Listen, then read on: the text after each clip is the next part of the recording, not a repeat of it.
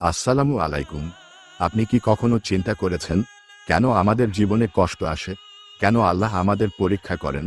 আজকের ভিডিওতে খুব সহজভাবে কোরআন হাদিসের আলোকে এই প্রশ্নের উত্তর জানব। ভিডিওটি শেষ পর্যন্ত দেখবেন, ইনশাআল্লাহ উপকারে আসবে।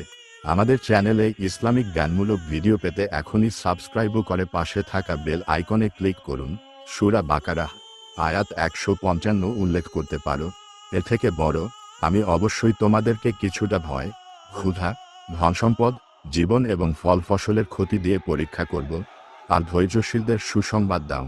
হাদিস, রাসূল বলেছেন, যাকে আল্লাহ ভালোবাসেন তাকে তিনি পরীক্ষা করেন। ভাই ও বোনেরা, আমাদের কষ্টগুলো আল্লাহর পক্ষ থেকে একটি পরীক্ষা। ধৈর্য ধরলে এবং তার উপর ভরসা রাখলে তিনি উত্তম প্রতিদান দিবেন ইনশাআল্লাহ।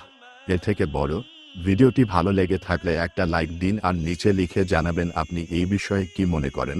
ইনশাআল্লাহ আমরা নিয়মিত এমন ভিডিও দিচ্ছি, তাই এখনই চ্যানেলটি সাবস্ক্রাইব করে পাশে থাকা বেল আইকনে ক্লিক করে রাখুন। জাযাকাল্লাহ খাইর।